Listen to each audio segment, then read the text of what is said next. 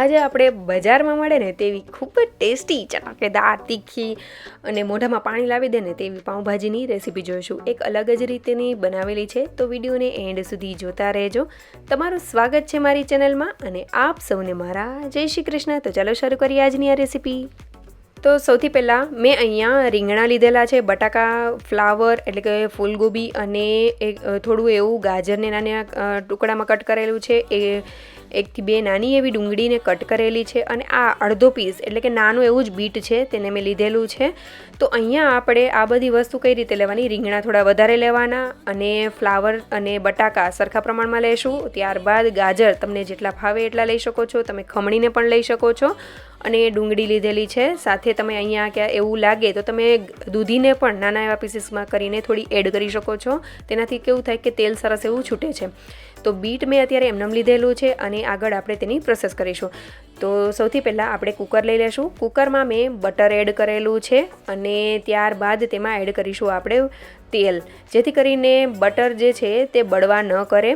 અને આ રીતે આપણે 1 થી 1.5 ટેબલ સ્પૂન ઉપર મેં તેલ એડ કરેલું છે. અત્યારે હું થોડી વધારે ક્વોન્ટિટીમાં બનાવી રહી છું એટલે એટલું લીધેલું છે. તમે જેટલું બનાવતા હોય એટલું હું તમને આગળ જણાવીશ કે કેટલું લેવાનું. હવે થોડી હિંગ એડ કરી દેશું અને ત્યારબાદ સૌથી પહેલાં આપણે રીંગણાને એડ કરીશું. ત્યારબાદ બટાકા અને ફુલાવરને એડ કરીશું. તો બધી વસ્તુ મેં અહીંયા જે લીધેલી છે તે ધોઈને લીધેલી છે. ફુલાવરને અત્યારે મેં થોડું પાણીમાં ઉકાળી લીધેલું હતું. જો કોઈ અંદર ઈયળો કે કંઈ હોય તો તે નીકળી જાય અને એકદમ ચોખ્ખું થઈ જાય, અને ત્યારબાદ જ મેં લીધેલું છે. તો બધી વસ્તુને સરસ રીતે ઉપર નીચે કરી લેશું. અને જો અહીંયા તમારે એવું લાગે કે તેલ થોડું ઓછું લાગે છે તો તમે એડ કરી શકો છો. ત્યારબાદ ગાજરને એડ કરીશું અને ડુંગળીને પણ એડ કરીશું. તો આ સ્ટેજ ઉપર ડુંગળી એડ કરવાથી બહુ સરસ એવી ફ્લેવર પણ આવશે. અને જો તમે આ રીતે ક્યારેય પણ ન કરતા હોય ને, જો પાઉંભાજી બનાવતા હોય ત્યારે તમે ડાયરેક્ટલી બાફતા હોય તો તમે એક વખત આ જરૂરથી ટ્રાય કરજો. આનાથી ટેસ્ટ બહુ સરસ એવો આવે છે. હવે સ્વાદ પ્રમાણે મીઠું એડ કરી દેશું અને બીટ જે હતું તે આપણે ખમણીને એડ કરીશું. અહીંયા તમારે ટુકડા કરીને એડ કરવા હોય તો પણ કરી શકો છો, પણ ખમણમાંથી એવું થાય કે બીટ જે છે તે હાર્ડ રહી જતું હોય છે, થોડા એના નાના નાના પીસીસ રહી જાય તો ભાજી ખાવામાં આપણને મજા ન આવે. અને બીટ એડ કરવાથી કેવું થાય કે કલર બહુ સરસ આવે છે, તો જરૂરથી એડ કરજો. હવે આપણે સરસ એવું બધી વસ્તુને હલાવી દેશું અને આ રીતે કરવાથી બીટ સરસ એવું બફાઈ પણ જાય છે અને સરસ એવું થઈ જાય છે.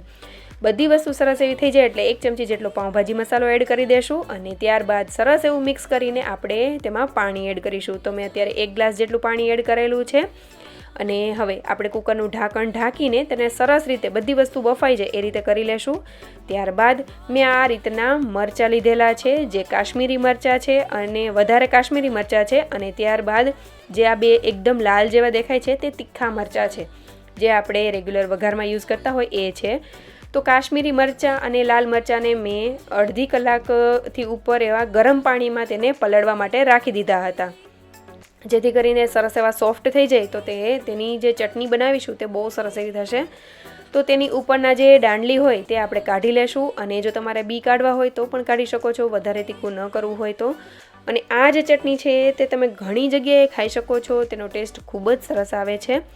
તો બધા મરચાંની મેં ઉપરની દાંડલીઓ કાઢી લીધેલી છે અને બી એમાં જ રહેવા દીધેલા છે. સાથે મેં અહીંયા થોડું લસણ એડ કરેલું છે. તમે તમારા ટેસ્ટ પ્રમાણે વધારે કે ઓછું કરી શકો છો. થોડું જીરું, આખું જીરું એડ કરીશું. સ્વાદ પ્રમાણે મીઠું એડ કરીશું અને લીંબુ એડ કરી દઈશું. ટેસ્ટ ખૂબ જ સરસ એવો આવશે. હવે તેને ફાઇન એવી સરસ એવી પેસ્ટ તૈયાર કરી લેશું. જે રીતની આપણે ચટણી બનાવીએ ને એ રીતને કરીશું. પણ અહીંયા તમે જોયું હશે કે આ ચટણીનો કલર એકદમ લાલ કેમ નથી, કારણ કે કાશ્મીરી મરચાં છે ને તે થોડા કાળાશ પડી ગયેલા થઈ ગયા હતા. તમે જ્યારે કાશ્મીરી મરચાં લ્યો ત્યારે એકદમ લાલ ચટક જેવા હોય ને એ રીતના લેજો, એટલે તમારે પાછળથી લાલ મરચું એકદમ લાલ કરવા માટે એડ ન કરવું પડે. અને આ એડ કરવાથી ખૂબ જ સારો એવો ટેસ્ટ આવશે. તો હવે ચટણી આપણી બની ગઈ છે, સાઈડમાં રાખી દેશું. એક લોયું લઈ લેશું, તેમાં મેં બટર અને તેલ લીધેલું છે. 5 થી 6 ટેબલ સ્પૂન જેટલું તેલ લીધેલું છે. અને ભાજીમાં થોડું તેલ વધારે હોય તો તે સરસ એવી બને છે. તો તમારે તેમાં વધારે કે ઓછું કરવું હોય તો પણ કરી શકો છો. તેલ સરસ આવી જાય એટલે હિંગ એડ કરી દેશું. અને તેલ બહુ આવેલું ન હોય ત્યારે જ આપણે જીરું એડ કરીશું, જેથી કરીને બહુ જલ્દીથી કકડી ન જાય, નહીં તો ટેસ્ટ થોડોક એવો ચેન્જ લાગે. હવે આપણે તેમાં હિંગ એડ કરીને ત્યારબાદ લસણને મેં ખાંડેલું એડ કરેલું છે અને લસણને પણ બળવા નથી દેવાનું, માત્ર તેની કચાશ દૂર થાય ત્યાં સુધી જ કરીશું. ત્યારબાદ કેપ્સિકમને મેં એડ કરેલા છે અને સાથે તીખા મરચાં અને આદુને ખમણેલું એડ કરેલું છે. તેનાથી ખૂબ સારો એવો ટેસ્ટ આવશે અને આ જગ્યાએ એડ કરવાથી તે બળશે પણ નહીં અને સરસ એવા થઈ જશે. હવે મેં અહીંયા ડુંગળીને એડ કરેલી છે બારીક કાપેલી. તો અહીંયા મેં 3 થી 4 નંગ જેટલી ડુંગળી એડ કરેલી છે. ત્યારબાદ તેને સરસ રીતે હલાવી દેશું અને મેં અહીંયા કાચા જ વટાણા લીધેલા છે. તો અત્યારે સિઝનમાં આવે પણ છે અને શિયાળાની સિઝનમાં તો આવતા જ હોય છે અને તમે સ્ટોર કરીને રાખતા હોય તો એ રીતે પણ લઈ શકો છો. તમારે બાફીને એડ કરવા હોય તો લાસ્ટમાં એડ કરી શકાય, પણ મેં અહીંયા અત્યારે કાચા એડ કરેલા છે.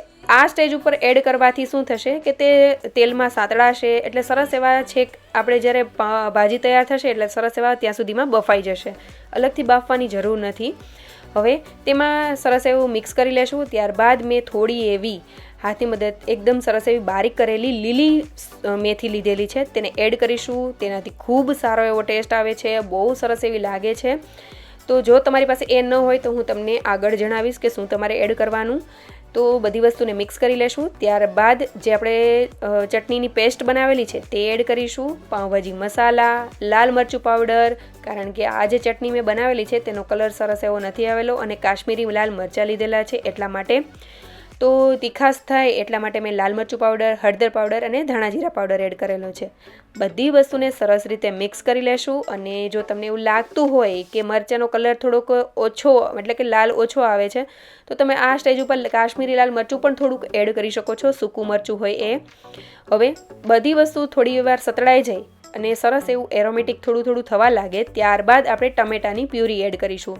તો મેં અહીંયા મીડિયમ સાઇઝના 4 થી 5 નંગ ઉપર જેવા ટમેટાં લીધેલા હતા અને એ પવાલીમાં તેને બ્લેન્ડ કરી લીધેલા છે, જેથી કરીને સરસ એવા બ્લેન્ડ પણ થઈ જશે અને બહુ વધારે વાસણ પણ ન બગડે. હવે આ જે ટમેટાની પ્યુરી છે એ એડ કરીને સરસ એવું હલાવી લેશું અને તેમાંથી તેલ જ્યાં સુધી ન છૂટે ને ત્યાં સુધી તેને કરવાની છે. મીડિયમ ટુ લો ફ્લેમ ઉપર સરસ એને કૂક થવા દેવી. સરસ એવું સાઈડમાંથી તેલ છૂટું પડવા માંડે ત્યાં સુધી એને કન્ટિન્યુ થવા દેવી. જરા પણ પાણી ન રહે એ વાતનું ખાસ ધ્યાન રાખવું, જેથી કરીને આપણી ભાજી બહુ સરસ એવી થશે. હવે સાઈડમાં જે આપણે બાફવા મૂકેલું હતું જે વેજીટેબલ, એ બધું સરસ એવું બફાઈ ગયું છે. તો તેને આપણે પાણીની સાથે જ એડ કરેલું છે, કારણ કે એમાં બહુ પાણી હતું નહીં એટલા માટે. તો હવે આપણે બધી વસ્તુને જે પાઉંભાજીમાંનું મેશર હોય તેનાથી સરસ એવું મેશ કરી લેશું અને આ રીતની કન્સિસ્ટન્સી થઈ જાય એ રીતનું કરી લેશું. તો તમે જોઈ શકો છો કે આપણા વટાણા પણ સાથે સરસ એવા બફાઈ ગયા છે, અમુક થોડા એવા પ્રેસ થઈ ગયા છે. તો તમે અત્યારે જોઈ શકો છો કે બધા સરસ એવા બફાઈ જાય છે. આ રીતે પણ એડ કરીએ તો હવે ઉપરથી આપણે એડજસ્ટ કરીને મીઠું અને લીંબુ એડ કરી દઈશું અને ટેસ્ટ એડજસ્ટ કરી લેશું. ત્યારબાદ ઉપરથી મેં પાઉંભાજી મસાલો એડ કરેલો છે. આ રીતે મસાલો એડ કરવાથી ટેસ્ટ ખૂબ જ સરસ એવો થઈ જાય છે. અને જો તમે લીલી મેથી ન હોય તમારી પાસે, આપણે અગાઉ એડ કરેલી છે એ રીતની મેથી ન હોય તો તમે આ સ્ટેજ ઉપર જ્યારે પાઉંભાજી મસાલો ઉપરથી એડ કરો ત્યારે કસૂરી મેથી પણ એડ કરી શકો છો. તેનાથી પણ ટેસ્ટ બહુ સરસ એવો આવે છે. હું ઘણી વખત કરું છું. હવે મેં સાઈડમાં પાણી ગરમ કરવા માટે મૂકી દીધેલું હતું એ જ કુકરમાં. તો અહીંયા જ્યારે આપણે લાસ્ટમાં કન્સિસ્ટન્સી એડજસ્ટ કરીએ ત્યારે પાણી ખાસ ગરમ કરીને જ એડ કરવું, તેથી બહુ સરસ એવી ભાજી થશે. ત્યારબાદ બટર એડ કરીશું અને સરસ એવું ભાજીને સારી રીતે ઉકળવા દેવાની છે, તેનાથી ટેસ્ટ બહુ સારો એવો આવશે.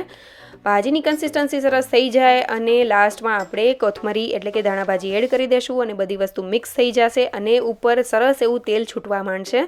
તો આ રીતની ભાજી સરસ એવી થઈ જાય એટલે આપણે સાઈડમાં આપણે જે પાઉં છે તેને કરી લેશું. તો તેના માટે મેં જે રોટલીનો તવો હોય એ જ લીધેલો છે, તેમાં ઘી અને તેલ મિક્સ કરીને લીધેલું છે. તેમાં જે આપણે લસણવાળી લાલ મરચાંની ચટણી જે બનાવેલી છે તે એડ કરેલી છે, ધાણાભાજી અને પાઉંભાજી મસાલો એડ કરેલો છે. ત્યારબાદ પાઉંને આ રીતે વચ્ચેથી કટ કરીને મૂકી દેશું તેની ઉપર અને જે સાઈડમાં મસાલો છે તે પાઉં ઉપર લગાવતા જશું. તો આ રીતે બંને સાઈડ સરસ એવા પાઉંને આપણે શેકીને તૈયાર કરી લેશું. તમારે આ જગ્યાએ જો બટરનો યુઝ કરવો હોય તો પણ કરી શકો છો, તેનાથી પણ બહુ સારો એવો ટેસ્ટ આવશે અને ઘીથીને પણ બહુ સારો એવો ટેસ્ટ આવે છે. તો પાઉં આપણા રેડી થઈ ગયા છે, ભાજી આપણી રેડી થઈ ગઈ છે. તો આપણે જલ્દીથી તેને સર્વ કરી લેશું. તો ભાજીને આપણે સર્વ કરીશું, ઉપરથી ધાણાભાજી એડ કરીશું અને મેં પાઉં એડ કરેલા છે, સાથે સલાડમાં ટમેટાં અને ડુંગળીનું સલાડ છે, છાશ, પાપડ, સાથે ખાવાની ખૂબ જ મજા આવશે. અને ઉપરથી ગાર્નિશિંગ માટે આ બટર એડ કરીશું. બટરવાળી આ ભાજી ખાવાની ખૂબ જ મજા આવશે. તમે ક્યારેય પણ આ રીતે ભાજી ન બનાવી હોય ને તો ચોક્કસથી બનાવજો, બહુ સરસ એવી લાગે છે. અને ઠંડા વાતાવરણમાં તો કંઈક તીખું ચટપટું અને એવું ખાવાની ઈચ્છા થતી જ હોય છે. તો આ ગરમા ગરમ ભાજી એક વખત સર્વ કરો, એક વખત બનાવો અને મને કમેન્ટ કરીને જરૂરથી જણાવો તમને આજની મારી આ રેસિપી કેવી લાગી. સારી લાગી હોય તો લાઇક, શેર અને સબસ્ક્રાઈબ કરજો. Thank you for watching.